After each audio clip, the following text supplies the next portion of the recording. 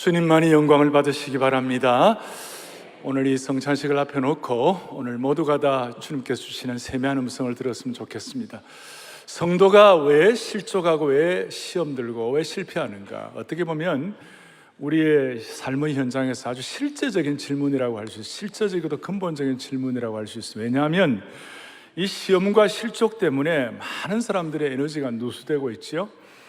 우리 개인적으로도 지쳐서 힘이 빠질 때가 있고, 또 공동체가 큰 구멍이 날 수도 있고, 이 시험과 실족 때문에 국가적인 손실은 누수는 말로 다 할 수가 없을 정도예요. 여러분, 시험 들고 실족하지 아니하고 또 지치지 않는 인생을 여러분들 원하십니까? 오늘 하여튼 이 말씀이 성찬을 앞에 놓고 우리에게 딱 이렇게 방향을 좀 정할 수 있는 그런 음성이 되면 좋겠어요.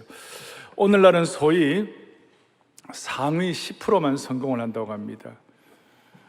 소위 winner takes all, 소위 승자 독식 시대예요. 그렇지 않습니까? 어떤 검색 엔진은 그 시장 마켓의 90%를 장악하고 있고, 또 어떤 자동차는 80% 이상 시장을 점유하고 있어요. 승자 독식 시대입니다. 그러니까 90%가 실패와 시험 가운데 상처받을 수밖에 없는 어떤 그런 소위 실패가 상식 구조화된 사회 같아요.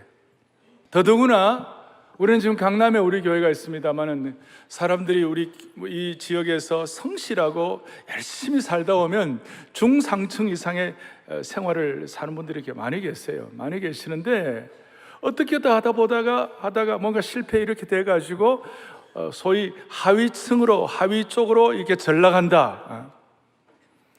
그런 상황이 된다 했을 때에 제대로 믿음으로 반응하지 못해서 힘들어하고 실족하는 그런 분들도 우리의 주위에 많이 볼 수가 있어요. 오늘 여러분 누가복음 22장 본문을 보았지만, 본문에는 오늘 성찬에 참여하고 성찬의 떡과 잔을 기념하면서도 나중에 이걸 제대로 뜻을 몰라가지고 서로 크다고 하고 이러다가 또 베드로 같은 경우 실패하고 이러니까 오늘 뒤에 40절에 너희가 유혹을 받지 않기 위하여, 너희가 시험당하지 않기 위하여, 너희들 실족하지 않기 위하여 깨어서 기도하라. 주님이 그렇게 말씀하신 이유가 여기에 있는 것이에요. 성경에 보면 영적 거인들도 실족하고 실패하는 경우가 많죠. 그대로 표현하고 있어요. 술에 취한 노아, 자기 아내를 누이라고 거짓말하고 또 첩을 들인 아브라함 같은 경우 그대로 표현하고 있어요. 그 온유한 모세가 한번 이렇게 화가 나가지고 반석을 2번 쳤더니 가나안 입성 박탈을 당했어요. 요나 같은 경우는 하나님의 뜻이 세계 모든 민족을 향해 있는 것을 하나님의 뜻인 줄 알면서도 어떤 요나의 독특한 배타적인 민족주의, 이런 것 때문에 하나님의 뜻을 그대로 이루지 못하고 자기 감정에 치우쳐가지고 니느웨로 가야 할 것을 다시스로 가는 불순종하는 요나가 있어요. 요나가 있어요. 자신의 죄를 덮기 위해 충성된 부하를 죽인 다윗 같은 경우, 인간적인 약점과 순간적인 판단으로 실족하고 실패했어요. 성경은 이런 일을 그대로 여과 없이 그대로 다루고 있어요. 그 이유가 뭘까요? 고린도전서 10장 6절에 보니까 이런 내용이 나왔어요. 같이 보죠. 이러한 일은 우리의 본보기가 되어 우리로 하여금 그들이 악을 즐겨한 것 같이 즐겨하는 자가 되지 않게 하려 함이라. 아멘. 우리의 뭐가 된다고요? 본보기가 된다. 우리의 본보기가 된다. 소위 반면교사가 된다. 반면교사. 저는 이 성찬을 앞에 놓고 제가 이 전반기 사역을 정리를 하면서 제 마음속에 지나간 6개월 동안의 사역의 여러 형편들이 파노라마처럼 지나가는 거예요. 승리한 것도 있고 부족한 것도 있을 수 있고, 하나님 앞에서 내가 또 정리한 것은 뭔가. 그래서 오늘 간절한 마음으로 주여 보혈의 능력으로 덮어달라고 오늘도 나오면서 간절한 마음으로 주님 앞에 메어달리고 나온 것이에요. 지금 그러니까 여러분들과 저의 삶에 6개월 동안 파노라마처럼 주마등처럼 지나가는 모든 것들을 한번 살펴보시면서 오늘 이 말씀을 들을 때 하나님이 여러분들에게 지금 어떻게 보면 영적인 예방접종을 하신다, 그렇게 말씀할 수 있는 것이 예방접종이 되면 좋겠어요.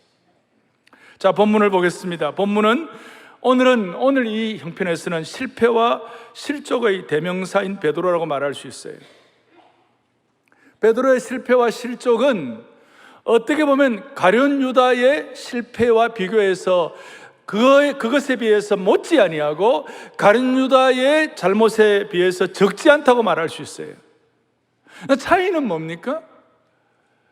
이 베드로는 오늘 이 실패와 실족을 통하여 나중에 배워서 그야말로 회개함으로 말미암아 새로운 소망을 가졌고, 가룟 유다는 그냥 후회하고 후회로 끝나고 자살로 마감을 한 것이에요. 그러니까 회개할 것인가 아니면 후회로 끝날 것인가. 예수님께서 베드로에게 31절에 보니까 오늘 본문에 성찬하고 난 다음에 이렇게 말씀하셨어요. 시몬아 시몬아, 보라, 사탄이 너희를 뭐 한다고요? 밀가부르다. 밀가부르듯. 여러분이 베드로라면 이 말씀을 들을 때 어땠을까요? 속이 좀 상할 거예요. 예수님이 왜 나를 이렇게 저평가하시나? 어떻게 내가 사탄에게 밀가부르하게 될 건가? 이렇게 생각할 정도로 베드로는 솔직하고 인간적으로 그렇게 참 과장되고 허풍도 좀 있는 사람이었지만 가장 사람 냄새나는 인간적인 사람이었어요. 그런데 대답은 좀 어리석은 질문을 했어요. 뭐라고 얘기하느냐? 33절 같이요. 그가 말하되 주여, 내가 주와 함께 어디도 가고요, 옥에도 가고 또 어디도 가고요, 죽는 데에도 가기를 각오했다. 나중에 베드로 생애 전체를 걸어보면 오늘 이 말은 그대로 실천이 돼요. 실천이 되지만, 그러나 오늘 이 밤, 예수님께서 십자가에 달리기 전날 밤, 주께서 잡히시던 밤, 이날 밤은 베드로가 실패한 거예요. 이날 밤은 그렇게 큰 소리치며 당당하게 대답하고 난 다음 5시간이 지나가기도 전에 큰 실수를 했어요. 예수님을 3번이나 부인하고 또 그 상황을 저주하고 인간의 연약성을 보였어요. 어떻게 베드로는 성찬을 먹고 난 다음에 이런 실수를 할 수 있었을까? 오늘 우리는 이 말씀 앞에서 자신을 살피면서 정말 주께서 우리에게 지금 현재 주시는 이 말씀으로 알아 자신을 돌아보면, 살펴보면 하나님께서 말씀을 통하여 깨닫게 하신 은혜와 함께 이 성찬의 진정한 능력을 체험할 수 있게 되는 것이에요. 그래서 먼저 제가 한두 가지 좀 생각할 거예요. 왜 성도가 실패하는가? 왜 성도가 실족하는가? 성도가 실족하는 이유가 뭘까요? 오늘 31절에 보니까 보라, 사탄이 너희를 밀가부르듯 하려고 요구한다. 먼저 실족하는 이유는 사탄이 성도를 밀가부르듯 하기 때문에. 여기에 너희를 이라는 말은 2인칭 복수 목적격이에요. 그러니까 어떤 면에서 베드로 한 사람에게 국한된 게 아니라 오고 오는 모든 세대에, 베드로 이후에 모든 하나님을 믿는 사람들 가운데 우리가 하나 노출된 것인데, 그것이 뭐냐면 사탄이 우리를 밀가부르듯 한다는 것이에요. 사탄의 전략은 뭐냐? 모든 사도들과 베드로뿐만 아니라 모든 성도들을 파멸시키기를 원했어요. 그 중에 특별히 베드로를 타켓으로 삼은 이유는 뭐냐? 베드로는 리더였기 때문에, 베드로는 수석이었기 때문에. 오늘날도 마찬가지요. 사탄은 지도자들부터 공격하는 거예요. 지도자를 밀가부르듯 하려고 하는, 그래서 기도해 줘야 되는 거예요. 여기에 계신 분들 가운데 사회 공직자들, 또 교회 지도자들 모두가 다 조심해야 할 줄로 생각하는 거예요.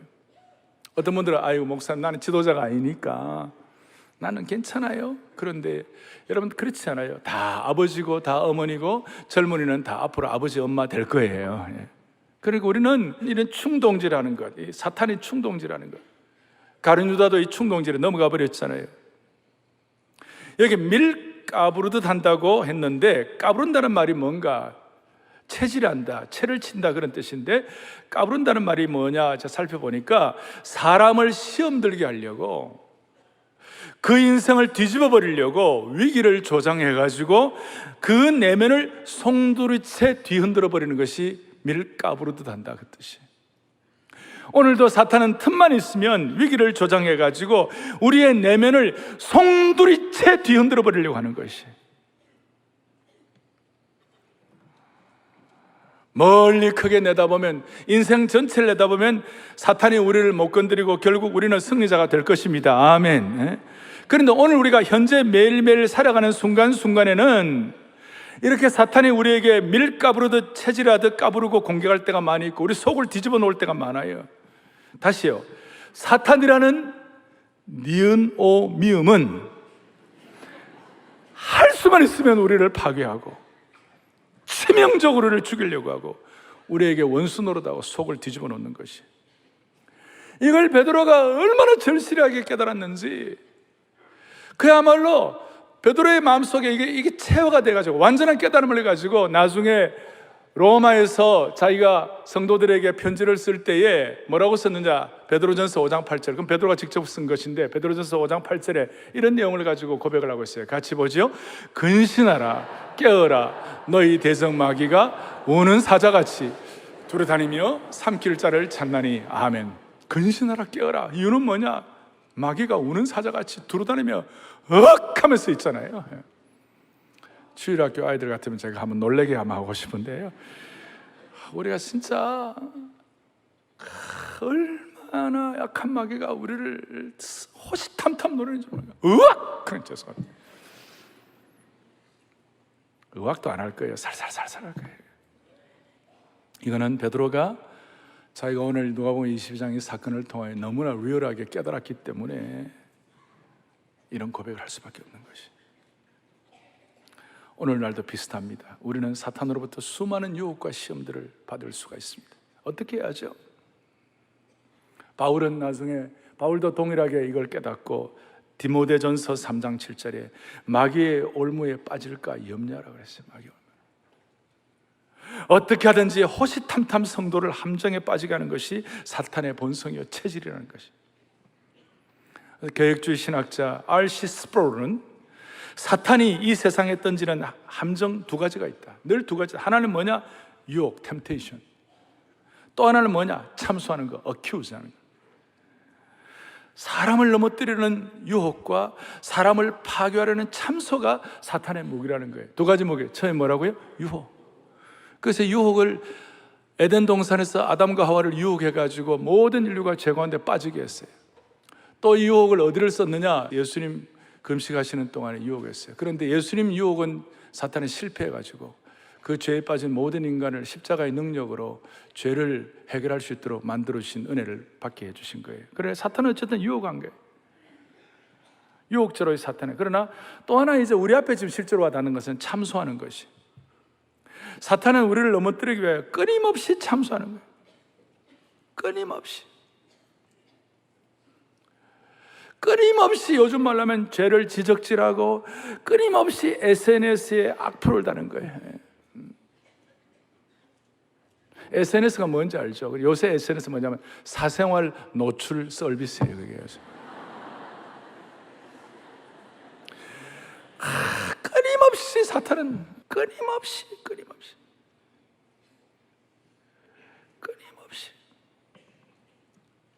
그래서 여러분, 죄를 지적하고 죄를 깨닫게 하는 건 중요한 일이에요. 그러나 사탄은 죄를 참소하게 하고 죄를 지적질하고 끊임없이 악플을 다는 것이. 성령께서도 우리의 죄를 지적하고 우리를 깨닫게 하시는 거예요. 성령이 깨닫게 하시고 지적하시는 것과 사탄이 참소질하고 그 다음에 사탄이 지적질하고 사탄이 SNS에 악플 다는 것, 그거는 차이가 뭐냐?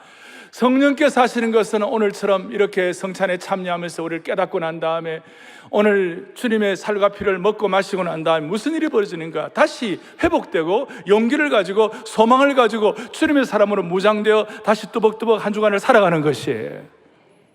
그런데 사탄은 끊임없이 참소하고 지적질해가지고 그냥 모든 용기를 다 사라져버리게 하고 그대로 나가떨어지게 만드는 것이.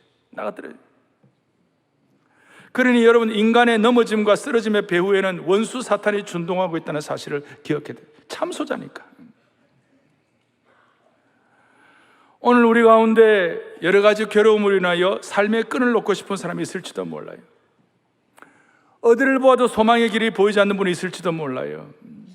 근데 자세히 살펴보세요.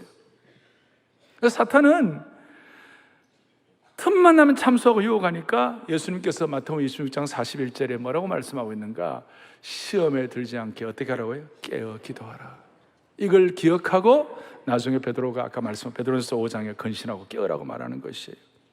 물질에 약한 유다에게는 물질로 공격을 하였고, 세상에 주는 즐거움을 사랑했던 데마에게는 세상의 쾌락과 즐거움으로 공격했고, 어제도 제가 밤에 저희 집 사람하고 이런저런 대화를 하는데, 진짜 요새는 젊은이들이 시험 들겠다.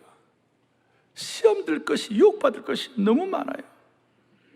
그래서 오늘 우리는 성찬상 앞에서 제대로 실제적으로 리얼하게 기도할 제목이 뭐냐면, 주여 시험 들지 말고 유혹받지 말게 하여 주옵소서. 간절한 마음으로 큰 소리 칠 자가 아무도 없는 거예요. 아무도 없는 거예요. 그리고 이 사탄이 갖는 이 참소와 시험의 큰 전략 가운데 하나가 뭐냐면 침소봉대 전략이 있어요. 침소봉대 전략은 뭐냐면, 남의 잘못은 바늘 만한 것도 여의봉처럼 크게 만들고, 자신의 잘못은 그냥 과소평가하게 만들고. 그래서 예수님은 남들 눈 속에는 티는 보고 너 속에 들보니 못 보냐, 주님 그렇게 말씀하시잖아요. 그러니까 제가 말하는 요지는 이거예요. 오늘 여러분들과 저의 삶 가운데서 이상하게도 옛날보다도 남의 문제가 자꾸 크게 보인다. 전에는 남편이 그렇게 괜찮아 보였는데 열심히 나면 괜찮아. 요새는 막 은퇴한 남편 얼굴만 봐도 그냥 좀 이렇게, 왜 삼식일까 이렇게 하면서, 왜 삼식일까 그렇게 하면서 자꾸 크게 보이는 거예요. 남편의 약점이 자꾸 크게 보이는 거예요.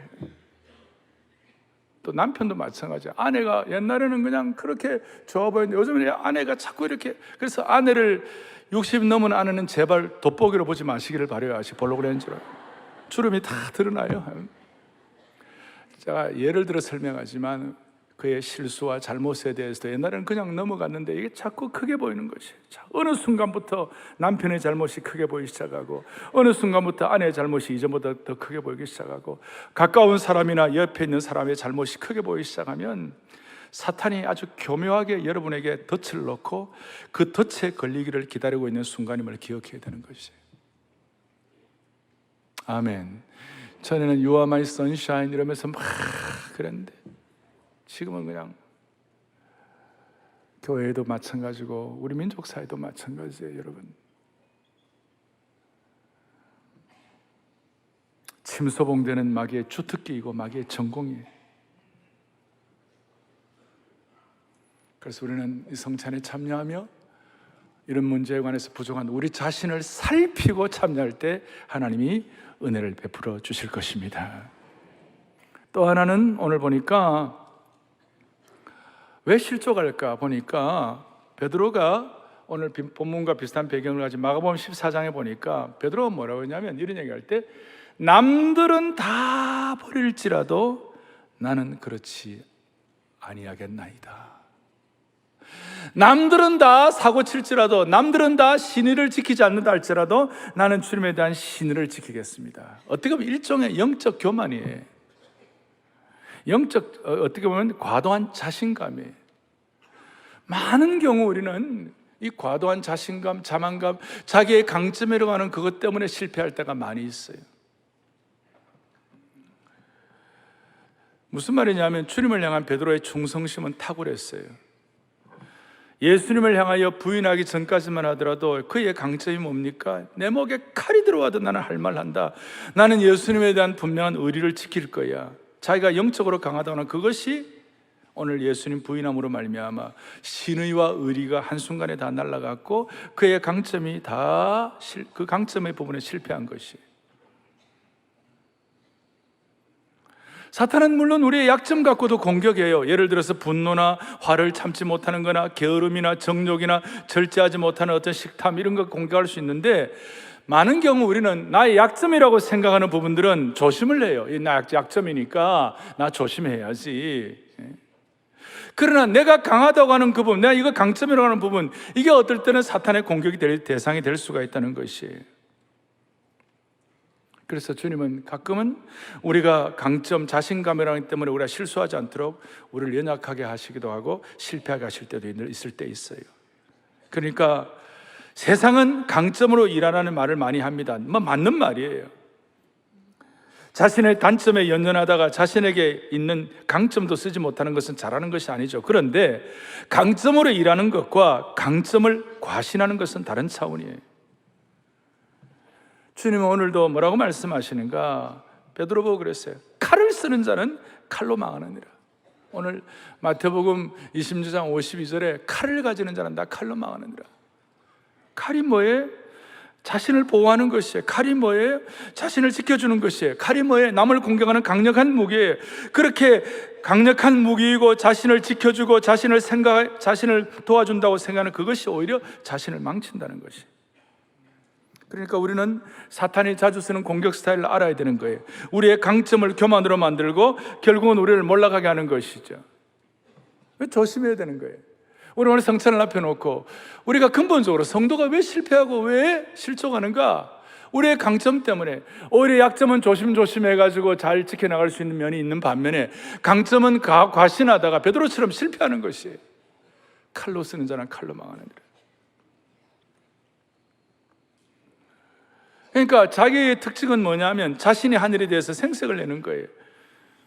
사탄은 너가 했다고 말해. 말 안 하면 사람들이 모르니까 억울하잖아. 그런 속상임에 견디지 못하고 굴복해가지고 자기의가 발동해가지고 생색하고 남 비판하고 그런 사람들 많아요. 그러나 저는 저희 교회 축복 중에 하나가 오른손이 한 일을 왼손이 모르게 조용히 섬기는 성숙한 성도들이 많은 것을 주님 앞에 감사와 영광을 올려드립니다. 수많은 교회 종직자들, 평신도 지도자들 사탄의 아킬레스건에 넘어가지 아니하고 하나님 앞에서 자신을 추스리고 자기의에 함몰되는 것이 아니라 하나님의 은혜를 간구하는 신실한 지도자들을 주신 주님 앞에 사랑의 교회에서 이런 은혜를 받기를 원하는 것이에요. 이제 중요한 거예요. 자, 우리는 사탄 때문에 밀가루로 돼가지고 실족하고 시험 될 수 있다. 이거 인정해요. 또 하나는 뭐냐면 우리의 강점이 약점이 될 수 있겠다. 인정해요. 근데 인정만 해갖고 이길을 낼 수 있습니까? 능력이 있어야죠. 알아도 안 되는데 어떻게 하는 거예요? 그래서 오늘은 베드로와 제자들은 성찬을 하고 난 다음에도 실패를 했지만 오늘 우리는 이 모든 상황을 아는 저희들은 이 성찬에 참여함으로 말미암아 이것이 저와 여러분들의 진정한 영적인 토대와 양식이 됨으로 말미암아 웬만한 어려움은 이겨낼 수 있기를 바라는 것이에요. 알아도 못하는 걸 이겨야 되는 것이에요. 이것이 무슨 뜻인가 하면 오늘 주님께서는 이 떡과 잔을 저희들에게 주시면서 이 떡과 잔을 먹으라고 말씀하시는 거예요. 이 먹으라고는 말에는 굉장히 중요한 의미가 포함되어 있어요. 지금 오늘 우리 찬양대가 생명의 양식을 귀한 찬송을 해주었어요. 이 프랑스의 세자르 프랑크라는 사람이 작곡했는데 이 내용을 가지고 번역은 약간 의역을 해서 주님의 이 생명의 떡, 주님의 양식을 우리가 먹여주시옵소서 그런 식으로 했는데 사실은 원문에는 가난하고 비천한 자들이 주님을 먹는도다 그렇게 나와 있어요. 저기에 나와 있는데 뭐냐면 라틴어로 만두카트 도미눔 빼오페르 셀부쉣 후미리스 이렇게 나와 있어요. 저게 뭐냐면 가난하고 비천한 종이 누구를 먹는다고요? 주님을 먹는다. 이게 엄청난 차이가 있는 거예요. 이 세상의 모든 종교는 이 신이 인간을 먹습니다. 신이 인간을 판단하고 신이 인간을 괴롭히고 그 신 앞에 인간은 날마다 벌벌벌 떨면서 헤매는 거예요. 늘 막 노심초사하는 거예요. 그런데 이 신앙과 복음은 얼마나 놀라운지 가난하고 비천한 종이 주님을 먹는도다라고 만들어주신 것이에요. 오늘 저와 여러분은 오늘 성찬을 통하여 우리같이 부족하고 가난하고 부족한 인생들이 우리같이 부족하고 실패하고 이 가난하고 가난하다는 말은 실패하고 실족한 저희들이 주님을 먹는 축복을 주신 것을 영광을 올려드려야 되는 것이에요. 우리가 어떻게 주님을 먹습니까? 우리같이 미천한 자가 어떻게 주님을 마실 수가 있습니까? 그런데 놀라운 것은 신앙의 엄청난 신비예요. 오늘 이 시간 우리가 주님을 먹게 하시는 거예요. 제 얘기가 아니에요. 성경의 곳곳마다 하나님께서 뭐라고 말씀하시는가? 요한복음 6장 51절에 뭐라고 그랬어요? 나는 하늘에서 내려온 살아있는 뭐라고 그랬어요? 떡이니 사람이 이 떡을 뭐해? 먹으면 영생하리라. 내가 줄 떡은 곧 세상의 생명을 위한 내 살이라. 그러니까 한마디로 말해서 이 떡 예수님 먹으라 그 말이에요. 예수님 먹으라. 가난하고 가난한, 다시 얘기해요, 실족하고 실패한 우리들이 주님을 먹을 때 주님은 우리의 비천함을 돌보시고 마리아가 고백한 것처럼 만세의 복이 있는 하나님의 백성으로 만들어 주시는 것이에요. 예수님은 베드로가 시험 들 걸 아시고 앞부분 19절에서 성만찬을 해주셨는데 그래도 실패했지만 우리는 오늘 이 시간 동안 우리는 주님의 이 심정을 깨닫고 어떻게 해야 되는가, 어떻게 먹어야 되는가. 요한복음 6장 56절을 다 같이 보겠습니다. 같이 보겠습니다. 내 살을 먹고 내 피를 마시는 자는 내가 그 안에 거하고 나도 그의 안에 거하나니. 아멘, 아멘. 내 살을 먹고 내 피를 마시는 그 안에 거한다. 이거는 한 번만 먹는 것이 아니라 계속해서 먹고 마시, 현재형이에요. 우리는 오늘 이 성찬을 기념함으로 우리는 이 영적 임재설이에요. 우리는 가톨릭처럼 화채설은 아닙니다만은 우리는 영적 임재를 통하여 주님을 깨닫고 난 다음에 하나님 앞에서 이 살을 먹고 이 피를 마시는 자는, 현재형으로 먹고 마시는 자는 실패와 실족으로부터 벗어날 수 있도록 하나님께서 우리에게 영적인 능력과 힘을 주시는 줄 믿으시기 바랍니다. 예수 어린 양 존귀한 이름, 같이 우리 손을 펴 찬양함으로 말미암아 마음으로 준비하세요. 하나님 아버지, 우리같이 미천하고 비천하고 부족한 인생들이 하나님을 먹게 하시는 이 영광스러움, 세상의 어떤 종교도 갖지 못하는 이 신기하고도 신비한 하나님의 경이로움, 우리가 어떻게 주님을 먹고 마실 수 있는지 함께 성찬에 참여하며 본당과 별관에 또 방송으로 들어오시는 모든 분들 이 시간 마음을 여미고 주님 앞에 자신을 살피고 주님을 먹고 마실 수 있도록 은혜 주시기를 바랍니다.